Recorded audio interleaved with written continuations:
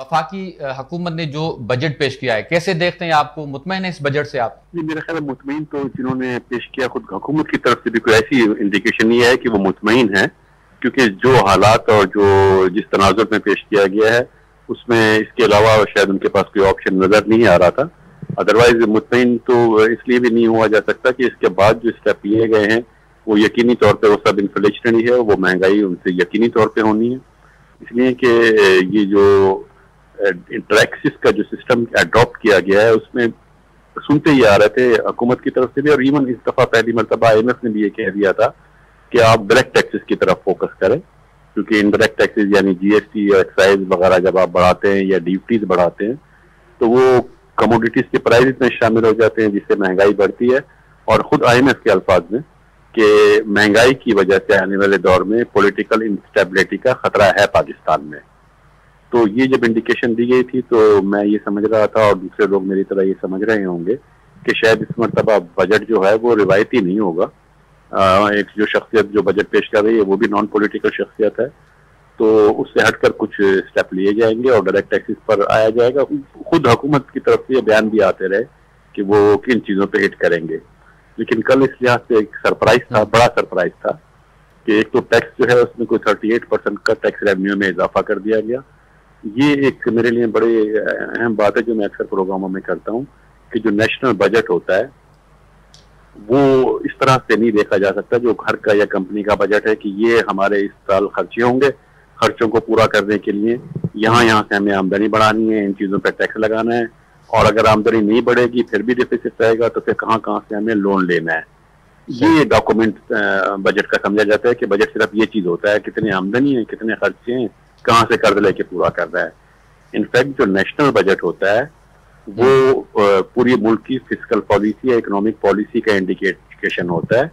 National budget के पहले target ये होते हैं, बजट के फिगर्स बाद में बनाए जाते हैं, पहले टारगेट डिसाइड किए जाते हैं कि हमें पॉवर्टी से किस तरह से निपटना है, कितनी पॉवर्टी कम करनी है इस साल, अनएम्प्लॉयमेंट कितनी कम करेंगे, कितनी एम्प्लॉयमेंट अपॉर्चुनिटीज क्रिएट करेंगे, इन्फ्लेशन कितना होना चाहिए, GDP ग्रोथ रेट क्या हो, पर कैपिटा इनकम हमारी क्या हो।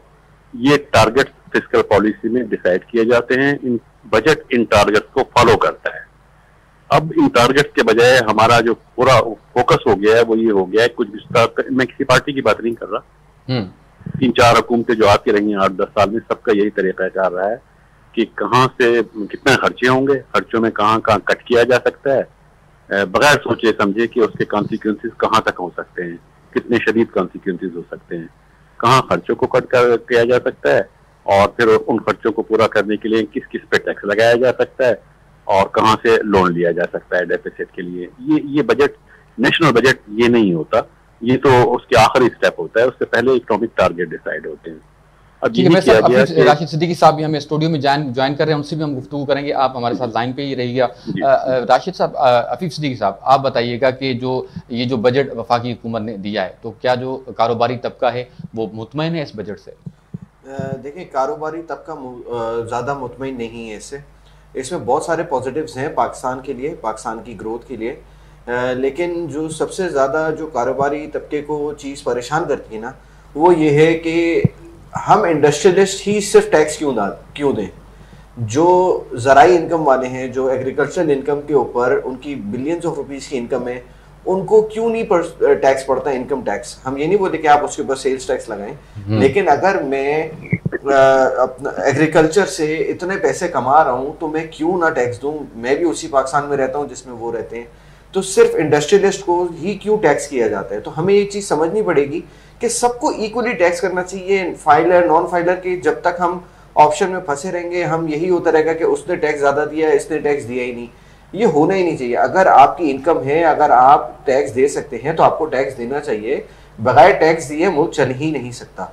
ये बिजनेसमैन भी समझता है, और ये जो हमारे एग्रीकल्चरल और जो बाकी ट्रेडिंग सेक्टर के हैं उनको भी समझना चाहिए कि बगैर टैक्स दिए पाकिस्तान नहीं चल सकता। इन्हीं वजूहात की वजह से गवर्नमेंट को ये मुश्किल स्टेप लेना पड़ता है कि जो ऑलरेडी टैक्स दे रहा है उसी के ऊपर और टैक्स लगाते जाओ, उसी पे और टैक्स लगाते जाओ। इस दफा आपने देखा कि एक्सपोर्टर्स के ऊपर भी टैक्स लगी है। पहले 1% ऑफ द टर्नओवर होता था, जो आपकी फॉरेन रेमिटेंस आती थी उसका 1% लग जाता था। अब जो है आपकी उसकी पूरी इनकम के ऊपर टैक्स लगेगा, 29% के करीब टैक्स इसके ऊपर अभी इन्होंने बताया है। तो और अगर बहुत ज़्यादा बड़ा फिगर होगा तो उस पर सुपर टैक्स भी आ जाएगा, तो आप समझे 10-12% और इंक्रीज आ जाएगा। तो सिर्फ इंडस्ट्रियलिस्ट पे ही क्यों इतना टैक्स, जबकि वो आपको टैक्स भी दे रहा है, वो एम्प्लॉयमेंट भी जनरेट कर रहा है, इकोनॉमिक एक्टिविटी बढ़ा रहा है, फिर भी टैक्स सिर्फ एक ही सेक्टर दे रहा है। तो ये एक बड़ी नाइंसाफी वाली चीज़ है जो हमारे टैक्स सिस्टम है, जिसको चेंज होना चाहिए, जिसकी वजह से जो इंडस्ट्रियलिस्ट हैं वो काफ़ी जो है ना वो डीमोटिवेटेड रहते हैं।